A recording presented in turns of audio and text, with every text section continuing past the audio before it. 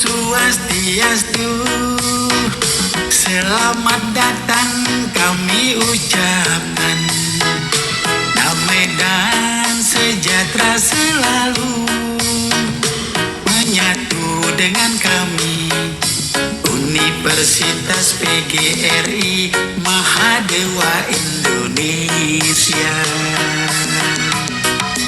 bersama membangun pendidikan karakter, mencetak SDM yang handal, berkualitas, cerdas spiritual, akademik. Panganjali. Om Swastiastu. Perkenalkan, kami dari mahasiswa semester 6 Program Studi Bimbingan dan Konseling Universitas PGRI Mahadewa Indonesia.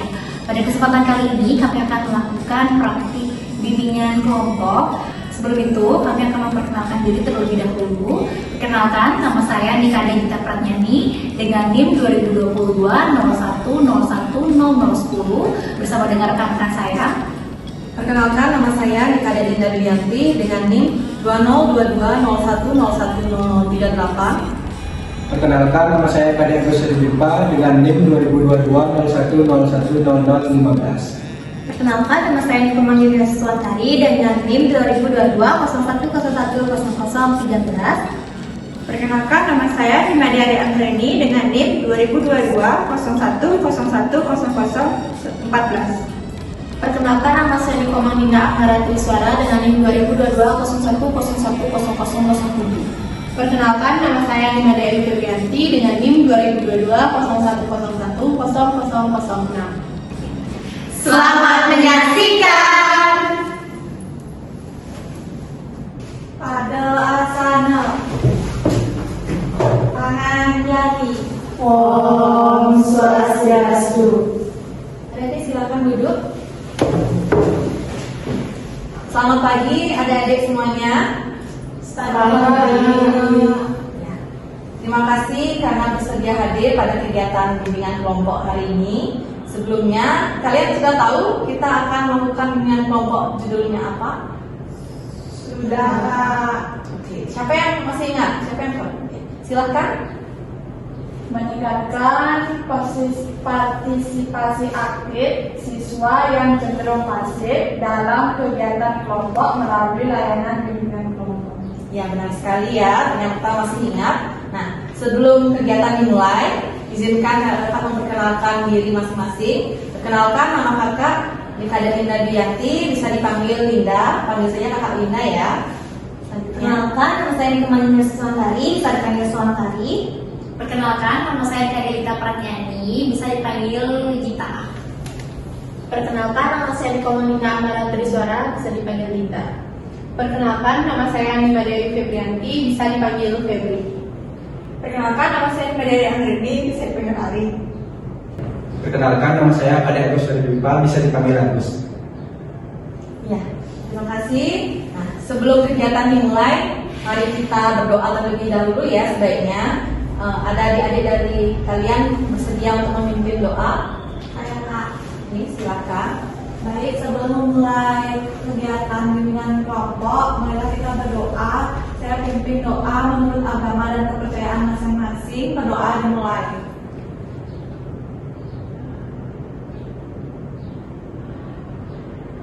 Berdoa selesai. Terima kasih adik. Nah, selanjutnya supaya lebih semangat kita lakuin ice breaking yuk. Kalian siap? Siap. Baik, akan dipandu oleh kakak Suwantari, kakak-kakak materi yang lainnya. Silakan kita keluar terlebih dahulu.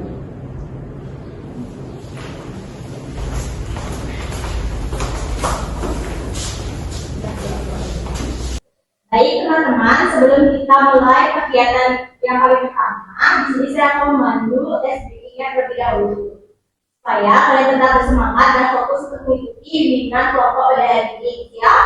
Siap. Saya langsung contohkan saja SBK-nya. Jika saya bilang bentuk tunggal, kalian bentuk satu kali. Jika saya bilang bentuk ganda, kalian bentuk 2 kali. Jika saya bilang ganda, kalian tidak bentuk lagi. Sudah siap? Sudah. Tepuk tunggal, tunggal, tunggal, ganda. Kalau lagi ya, tepuk tunggal, tunggal, tunggal, ganda, ganda. Lagi ada fokus ya semua. Baik, untuk tempat dan waktu saya kembalikan ke moderator. Ya. Terima kasih adik-adik. Pada kesempatan kali ini, kakak-kakak akan melakukan bimbingan kelompok, di mana tujuan dari layanan bimbingan kelompok ini membantu siswa yang cenderung pasif agar lebih aktif berpartisipasi dalam kelompok.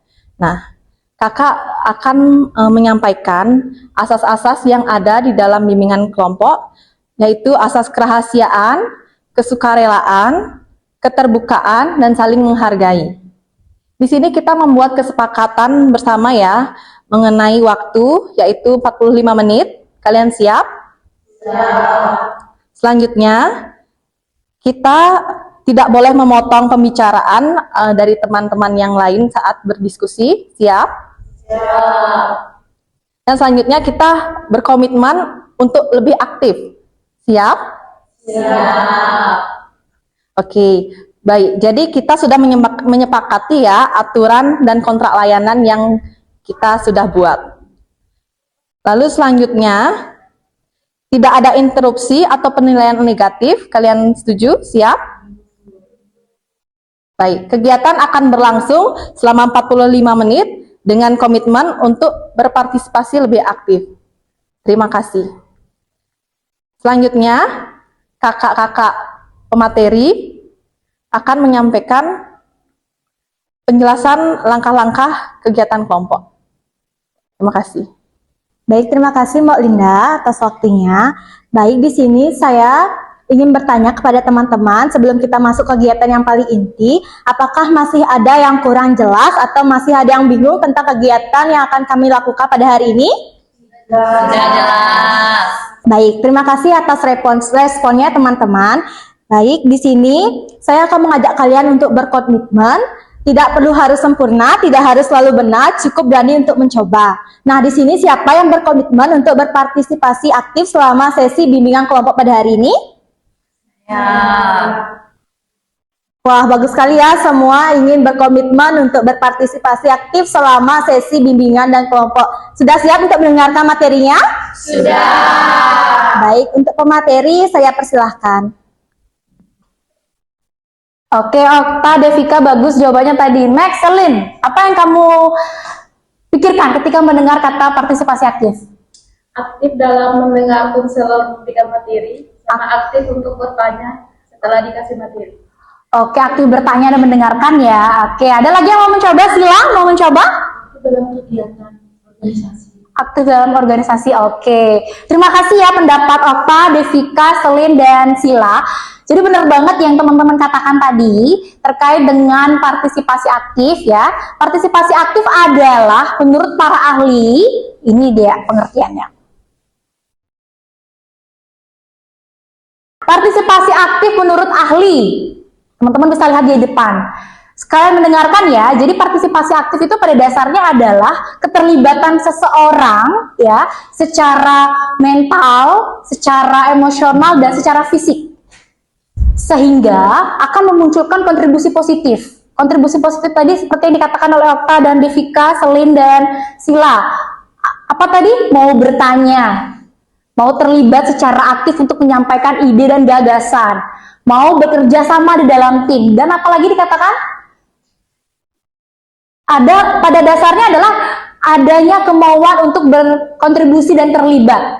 Sehingga menurut ahli yang lainnya yaitu Kate Davis Siagian, ketika seseorang sudah berkontribusi secara positif, maka akan memunculkan semangat dan kemauan kontribusi positif ini untuk mewujudkan tujuan di dalam kelompok.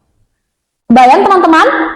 terlibat secara aktif, akan memunculkan keterlibatan sehingga akan memunculkan perilaku untuk mau berkontribusi secara positif sehingga bisa mewujudkan tujuan kelompok. Dan terakhir, mau bertanggung jawab atas keputusan yang diambil secara bersama. Sepakat? Sepakat. Sudah paham tentang pengertian partisipasi positif aktif? Kalau ada yang aktif pasti ada yang tidak aktif. Atau disebut juga dengan ciri-ciri orang pasif seperti apa dalam kelompok? Diam. Apalagi?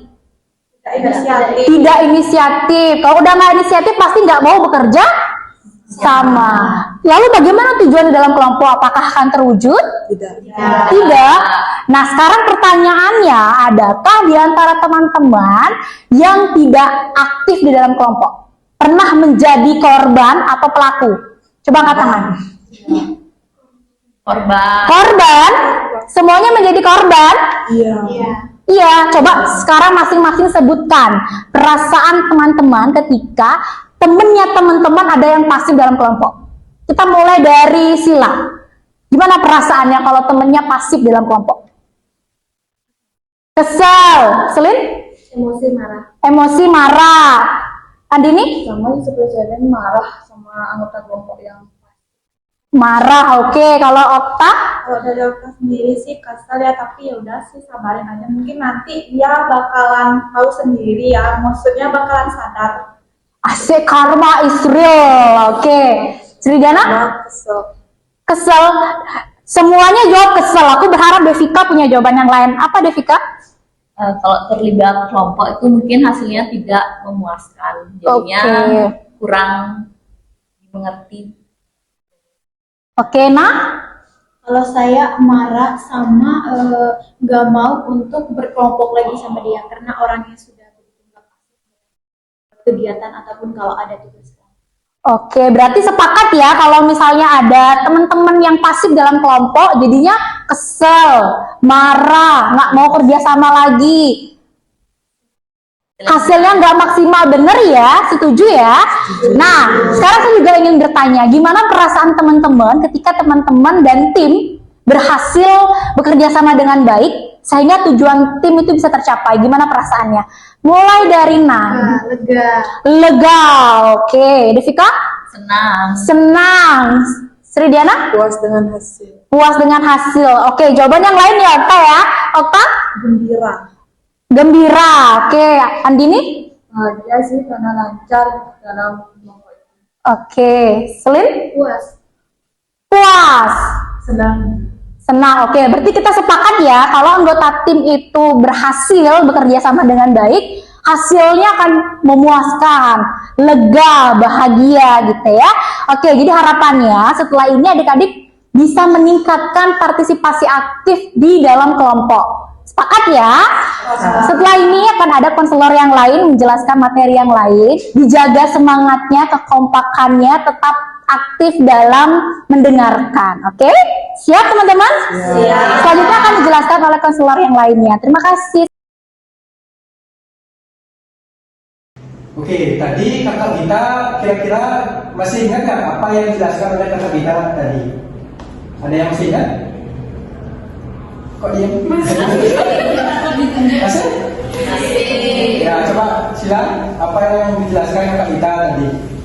Pengertian partisipasi aktif. Oke, Selin sama ya pengertian ya, sama semuanya. Oke, nah materi selanjutnya itu adalah pentingnya partisipasi aktif dalam kelompok. Oke, mungkin teman-teman di sini ada yang bisa bantu saya baca? Saya. Oke, silakan Erika. Yang pertama, meningkatkan pemahaman dan penguasaan materi. Kedua, mengembangkan keterampilan sosial dan komunikasi. Ketiga, meningkatkan rasa tanggung jawab dan kepedulian. Yang keempat, mendorong kepercayaan diri dan motivasi intrinsik. Yang kelima, mengurangi ketimpangan peran dalam kelompok. Oke, tepuk tangan dulu sama. Oke, sama dikatakan oleh Devika tadi, itu yang pertama itu ada meningkatkan pemahaman dan penguasaan materi. Ada yang tahu kira-kira apa itu poin yang pertama? Atau maksud dari pertanyaan tersebut? atau pernyataan tersebut? Nggak ada yang tahu? Oke, saya akan jelaskan. Meningkatkan pemahaman dan penguasaan materi itu adalah siswa yang aktif berdiskusi, bertanya, dan juga memberikan pendapat dalam kelompok akan lebih mudah memahami dan mengingat materi pelajaran karena proses belajarnya bersifat interaktif dan juga bermakna. Sudah paham ya apa itu poin yang pertama? Sudah. Oke. Kemudian poin yang kedua itu mengembangkan keterampilan sosial dan komunikasi. Nah, di sini apakah ada yang tahu apa itu yang dimaksudkan poin yang kedua itu? Belum. Oke, poin yang kedua itu adalah partisipasi aktif, melatih siswa untuk mengungkapkan ide dengan jelas, kemudian mendengarkan orang lain, menghargai perbedaan pendapat, dan bekerja sama yang sangat penting dalam kehidupan sosial dan juga profesional. Sudah paham ya di sini ya? Oke, kemudian poin yang ketiga. Poin yang ketiga itu meningkatkan rasa tanggung jawab dan kepedulian. Nah, maksudnya di sini itu adalah meningkatkan rasa tanggung jawab dan kepedulian itu dengan terlibat aktif. Siswa yang merasa memiliki tanggung jawab terhadap hasil kerja kelompok dan lebih peduli terhadap keberhasilan bersama, bukan hanya hasil individu itu sendiri. Oke, paham? Yang keempat itu ada mendorong kepercayaan diri dan juga motivasi intrinsik. Ada yang tahu maksud intrinsik itu ada apa? Oke. Maksudnya di sini itu adalah ketika siswa diberikan ruang untuk berkontribusi, mereka hanya dihargai, yang pada akhirnya meningkatkan kepercayaan diri dan motivasi belajarnya itu sendiri. Maksud dari intrinsik itu adalah dalam diri siswa itu sendiri, dalam keinginan partisipasi aktif dalam kelompok. Paham ya? Oke, poin yang terakhir itu adalah mengurangi ketimpangan peran dalam kelompok. Nah, maksudnya itu di sini adalah siswa yang aktif dapat membantu mendorong siswa lain untuk ikut terlibat sehingga kelompok tidak didominasi oleh satu orang saja ataupun dua orang saja. Paham? Kira-kira ada yang masih belum paham apa yang saya jelaskan tadi, yang kelima poin itu tadi? Sudah paham semuanya ya? Karena teman-teman semuanya di sini sudah mengerti apa yang saya katakan, saya akan kembalikan ke moderator. Silakan moderator. Terima kasih Kakak Degus sudah menyampaikan materi dengan baik. Adik-adik sudah paham dengan materi yang disampaikan? Sudah. Selanjutnya kakak-kakak materi yang lain, Kakak Febri akan mempresentasikan materi. Silakan Kakak Febri. Ya. Oke, baik. Sebelumnya terima kasih kepada moderator atas waktu dan kesempatannya. Jadi di sini tadi adik-adik sudah mendengarkan materi. Yang pertama ada apa? Pengertian partisipasi aktif, dan kedua ada pentingnya partisipasi aktif dalam kelompok. Nah, seperti yang kita ketahui, tentunya di dalam kelompok terdiri dari berbagai individu ya, dan setiap individu tentunya memiliki karakteristik masing-masing. Seperti yang sudah dijelaskan oleh Kakak Gita tadi, ada yang sangat aktif, kemudian juga ada anggota yang pasif. Nah, menurut adik-adik di sini, apakah anggota yang pasif dalam kelompok itu mempengaruhi nggak kinerja kelompok? Mempengaruhi. Mungkin ada yang bisa membantu saya untuk menyampaikan pendapat apa sih pengaruhnya kalau misalnya ada anggota yang pasif di dalam kelompok? Mungkin bisa dari Elizabeth. Dalam kelompok nih nggak semuanya aktif, beberapa anggota yang pasif, gimana jadinya kinerja kelompoknya? Mungkin kegiatannya itu tidak berlangsung sesuai rencana awal, atau masih banyak kurang dari kegiatan tersebut. Misalnya seperti kurangnya materi, memahami materi, karena dari situ teman-teman yang pasif lebih kayak istilahnya numpang nama doang dalam kelompok tersebut. Jadinya kegiatan dalam kelompok itu tidak mencapai tujuan yang sudah direncanakan dari awal. Oke, semuanya sepakat ya. Kalau misalnya ada anggota kelompok yang pasif, tentunya kan menghambat kinerja tim. Secara singkatnya saya simpulkan seperti itu. Jadi di sini saya akan menyampaikan materi mengenai dampak negatif dari siswa yang kurang aktif dalam kelompok. Di sini ada 10 dampak negatifnya. Yang pertama adanya kurangnya pemahaman pemahaman materi. Nah, biasanya siswa yang pasif dalam kelompok tentunya hanya menerima materi yang sudah diteruskan oleh temannya tanpa mengeksplorasi atau mendalam materinya. Misalnya contoh nih, kalian dapat tugas kelompok, kemudian kalian sudah bekerja sama dalam kelompok, kemudian kalian menuliskan hasilnya ke dalam grup. Sementara teman yang pasif itu gimana responnya? Wah, materinya sudah lengkap, sudah bagus, tanpa mereka berusaha untuk membaca, tanpa mereka ikut berdiskusi. Kemudian dampak negatif yang kedua adanya rendahnya rasa percaya diri. Nah, ketika ada siswa yang pasif, kemudian diberikan kesempatan untuk berpendapat, tetapi karena mereka pasif, jadinya mereka tidak berani mengutarakan apa yang menjadi pendapat mereka. Jadi mereka kurang kemampuan percaya diri dalam menyampaikan pendapat. Kemudian dampak negatif yang ketiga ada terhambatnya kemampuan komunikasi. Ketika diberikan kesempatan untuk berpendapat, mereka tidak berani mengutarakan pendapat, tentunya akan menghambat keterampilan dalam berkomunikasi. Kemudian dampak yang keempat ada kurangnya kemampuan kerjasama dalam tim tentunya. Ketika ada anggota yang pasif, kemudian diberikan kesempatan juga untuk berpendapat, tentunya mereka akan menarik diri dari kelompok. Jadi mereka tidak memiliki kemampuan kerjasama karena mereka tidak merasa ada tanggung jawab terhadap dirinya di dalam kelompok. Kemudian yang kelima ada tidak terdeteksinya masalah pribadi. Nah, biasanya siswa-siswa yang pasif ini tentunya juga menjadi tantangan ya bagi guru-guru. Misalnya teman-teman nih, ada nggak teman di kelasnya yang pasif, mungkin kayak menyendiri terus-terusan, pasti ada ya yang kayak gitu. Ada. Kira-kira kalian mengetahui nggak apa penyebabnya? Atau mungkin bawaannya mungkin nggak bukan siswa yang gampang bersosialisasi gitu. Menurut kalian ada yang tahu gimana penyebabnya mungkin? Malas mungkin. Ya, tidak dapat dipungkiri ya, sampai sekarang masih banyak ditemukan siswa yang kurang bersosialisasi. Jadi biasanya siswa yang pasif kayak gini nih jadi tantangan jadi guru-guru untuk mengetahui, wah siswa saya kenapa dia pasif dalam kelas, kemudian apakah dia ada permasalahan. Jadi guru juga kebingungan untuk mengetahui gimana cara atau solusi untuk mengatasi permasalahan siswa ini, sementara dia pasif kemudian sulit untuk kita dekati. Kemudian dampak yang keenam ada menghambat dinamika kelompok. Nah, biasanya siswa yang pasif ini tentunya akan menghambat ya, karena dalam kelompok tentunya kita akan ada tugas kelompok, kita pasti membagi materi nih.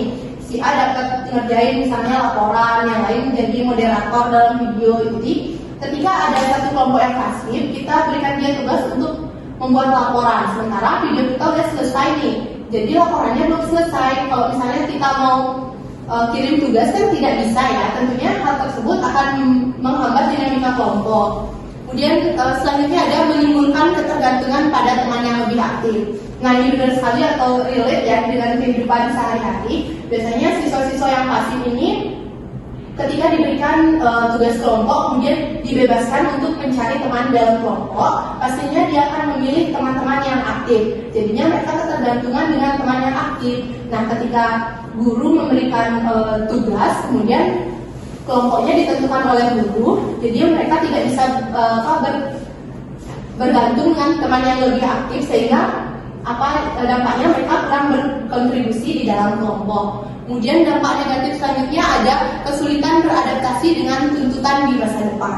Tentunya keterampilan komunikasi ini kayak nanti kalian ada magang nih namanya, kemudian kalian kurang dalam keterampilan berkomunikasi. Tentunya hal tersebut akan menghambat bagaimana kalian terjun di tempat magang. Kita sebagai orang baru ini datang ke tempat magang, kan tidak mungkin orang yang di tempat magang langsung meminta kita untuk melakukan plan A, B, C, dan lain sebagainya.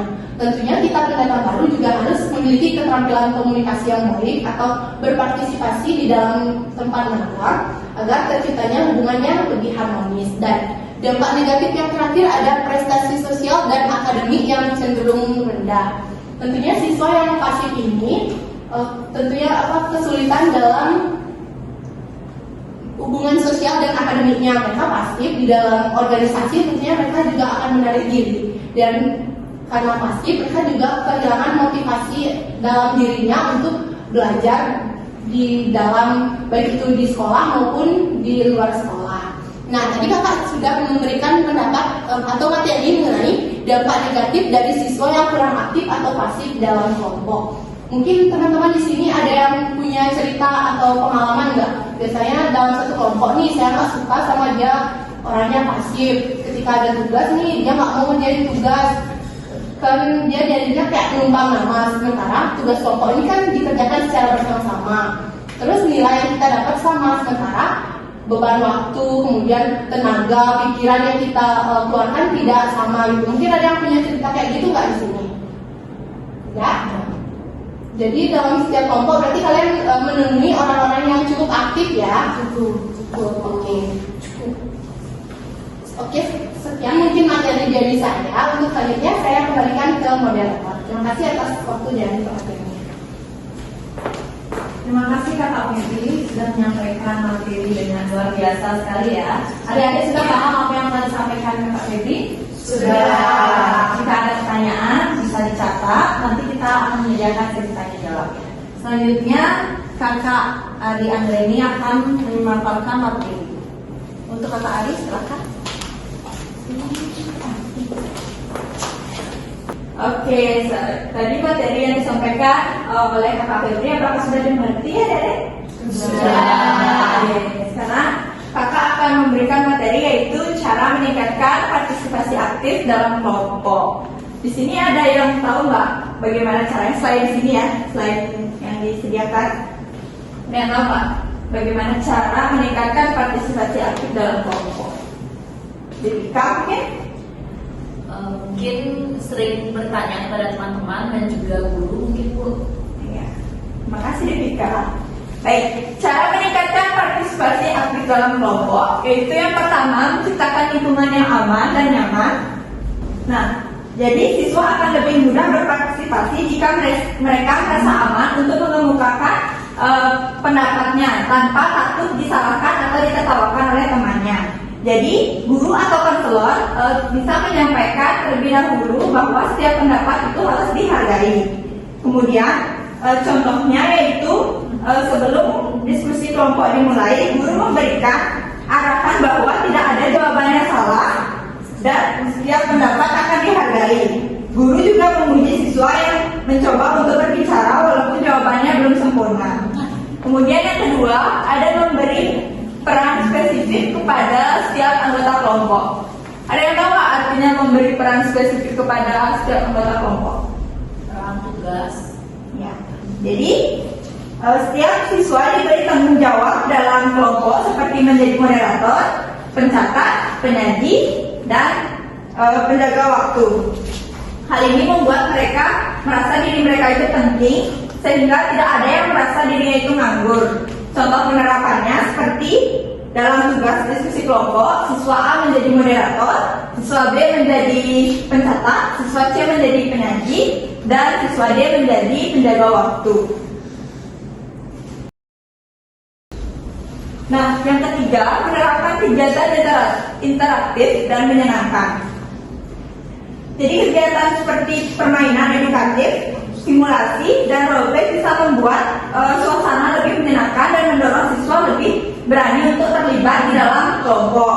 Contohnya, guru mengadakan permainan puzzle kelompok. Ada yang tahu puzzle kelompok itu apa? Jadi puzzle kelompok itu di mana setiap siswa bisa menyelesaikan tugas jika mereka berbicara satu sama lain dan menyatukan potongan puzzle tersebut. Nanti? Oke, yang keempat, melatih keterampilan komunikasi dan sosial. Jadi beberapa siswa yang kurang aktif karena belum terbiasa berbicara di depan umum atau belum tahu cara mengungkapkan ide, latihan komunikasi bisa membantu mereka menjadi lebih percaya diri. Contoh penerapannya yaitu konselor sekolah membuat sesi latihan seperti bermain peran, latihan menyampaikan pendapat atau mendengarkan aktif, sehingga siswa bisa dilatih untuk memberikan umpan balik. Dan kemudian yang terakhir yaitu melibatkan siswa dalam pengambilan keputusan. Jadi jika siswa dilibatkan dalam membentuk topik diskusi atau cara kerja kelompok, mereka akan merasa lebih memiliki dan lebih semangat untuk terlibat. Contohnya, guru memberikan beberapa pilihan topik, kemudian siswa bersama-sama untuk memilih topik tersebut. Mereka juga diajak menyepakati aturan diskusi yang akan dilakukan dalam kelompok. Kemudian, next. Berikutnya ada manfaat meningkatkan partisipasi aktif dalam kelompok. Ada yang bisa bantu untuk baca? Silakan. Manfaat meningkatkan partisipasi aktif dalam kelompok yang pertama itu meningkatkan rasa tanggung jawab, yang kedua mengembangkan keterampilan komunikasi, yang ketiga meningkatkan kemampuan berpikir kritis dan kreatif, yang keempat menumbuhkan solidaritas dan kerjasama, yang kelima meningkatkan motivasi dan kepuasan. Oke, terima kasih Sila. Jadi meningkatkan rasa tanggung jawab itu artinya partisipasi aktif mendorong setiap anggota untuk merasa memiliki terhadap tugas kelompok. Hal ini meningkatkan komitmen dalam menyelesaikan tugas secara sungguh-sungguh dan tepat waktu. Kemudian yang kedua itu mengembangkan keterampilan komunikasi. Dengan terlibat secara aktif, seseorang akan terlatih untuk mengungkapkan pendapat, mendengar, memberi umpan balik, serta membangun dialog yang efektif dalam kelompok. Dan yang ketiga, meningkatkan kemampuan berpikir kritis dan kreatif. Yang artinya diskusi kelompok menuntut individu untuk berpikir terbuka, menganalisis permasalahan dari berbagai sudut pandang, serta memberikan solusi yang logis dan inovatif. Kemudian yang keempat, menumbuhkan solidaritas dan kerjasama. Keterlibatan aktif mempererat hubungan antar anggota kelompok dan menciptakan suasana kerjasama yang harmonis. Dan yang terakhir, meningkatkan motivasi dan kepuasan. Jadi ketika seseorang merasa didengar dan dihargai dalam kelompok, motivasinya untuk berkontribusi akan lebih meningkat. Hal ini berdampak pada peningkatan hasil kerja dan kepuasan pribadi. Sekian materi yang dapat saya sampaikan. Apakah ada yang ingin bertanya? Apakah sudah jelas? Sudah.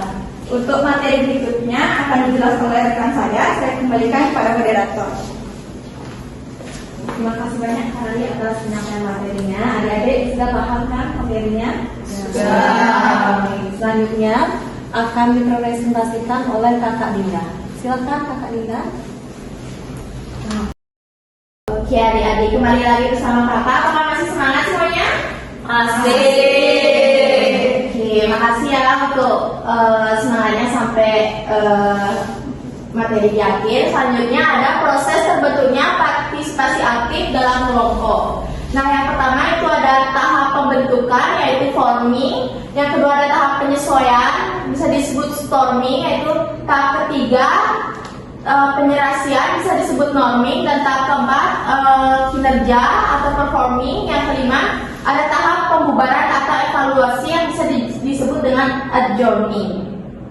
Nah, yang pertama tahap pembentukan atau forming. Pada tahap awal anggota kelompok mulai mengenal satu sama lain. Biasanya pada tahap ini masih banyak siswa yang pasif karena merasa canggung, belum percaya diri atau belum memahami dinamika kelompok. Suasana kelompok masih kaku dan komunikasi belum lancar. Contohnya, saat pertama kali dibentuk, kelompok belajar siswa lebih banyak diam atau hanya mendengarkan. Mereka masih menunggu arahan guru dan belum terbuka satu sama lain. Nah, tahap yang kedua itu tahap penyesuaian, bisa disebut storming. Setelah mulai pengenalan satu sama lain, muncullah berbagai perbedaan pendapat, gaya kerja, dan karakter.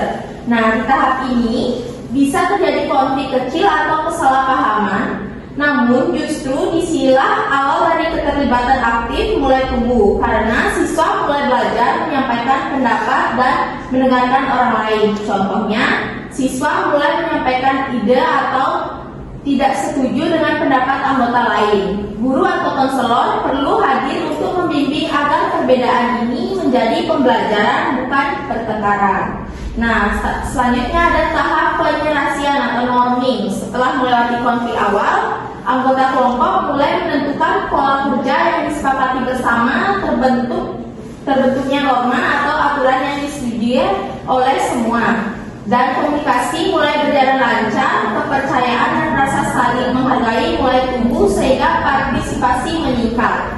Contohnya, siswa mulai aktif mengambil peran berbagai tugas dan menunjukkan rasa tanggung jawab dalam menyelesaikan kegiatan kelompok. Mereka merasa lebih nyaman bekerja sama. Nah, selanjutnya ada tahap kinerja atau performing. Pada tahap ini, kelompok telah bekerja secara efektif dan efisien. Semua anggota aktif berkontribusi sesuai dengan perannya. Diskusi berjalan lancar, semua ide dihargai, dan keputusan dibuat bersama. Partisipasi aktif terlihat jelas karena anggota merasa saling membutuhkan dan memiliki tujuan yang sama. Contohnya, dalam diskusi, hampir semua anggota memberikan pendapat, mencatat hasil pembahasan, dan saling mendorong untuk menyelesaikan tugas kelompok dengan baik. Nah, yang terakhir ada tahap pembubaran atau evaluasi, yang bisa disebut dengan adjourning. Setelah tugas selesai, kelompok bisa dibubarkan. Nah, di tahap ini biasanya dilakukan refleksi atau evaluasi mengenai proses kerja kelompok. Evaluasi ini penting untuk memperkuat pengalaman agar pada kegiatan berikutnya partisipasi aktif dapat langsung dibangun dari awal. Contohnya, guru mengajak siswa merefleksikan pengalaman kelompok, apa yang menyenangkan tentang yang dihadapi, dan bagaimana mereka merasa terlibat dalam suatu kegiatan. Oke, segitu aja dari kakak. Apakah ada yang kurang dimengerti atau kurang dipahami? Oke, semuanya mengerti ya? Oke, terima kasih karena sudah menyimak. Waktu akan serahkan kepada moderator.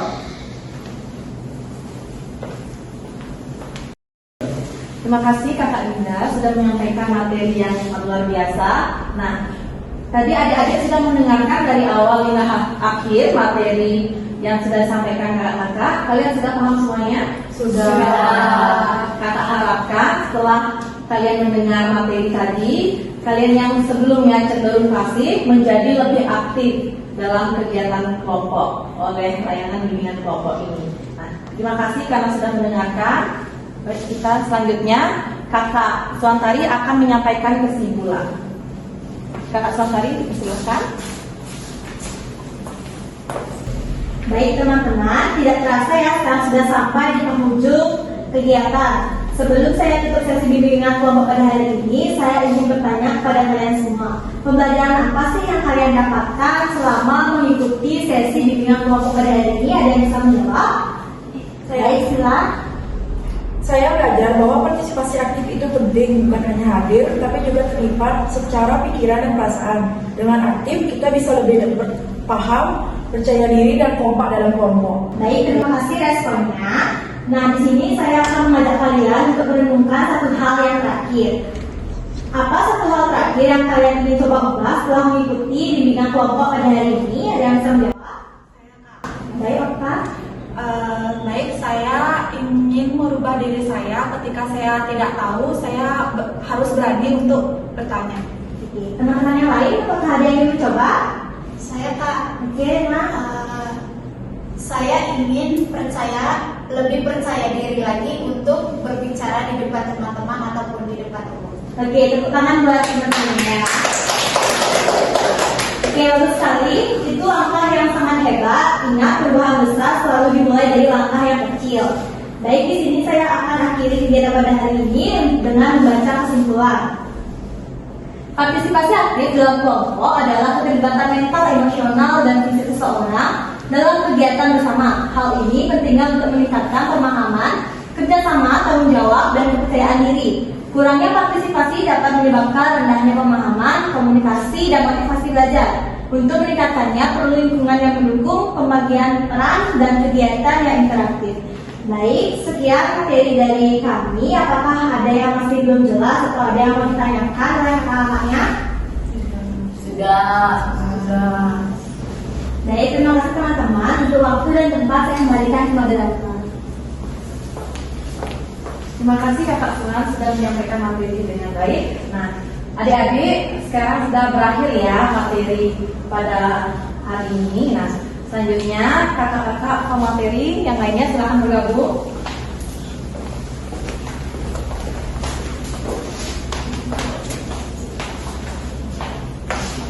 Oke, adik-adik, terima kasih banyak karena sudah bersedia hadir mengikuti kegiatan hari ini, di mana kita harapkan kalian yang sebelumnya perilakunya cenderung pasif diharapkan untuk menjadi lebih aktif dalam kegiatan berkelompok. Baik, sekian pemaparan materi dari kami. Semoga materi yang kami sampaikan pada hari ini bermanfaat bagi kalian di kehidupan sehari-hari. Saya tutup dengan doa bersama. Menurut kepercayaan masing-masing, berdoa dimulai.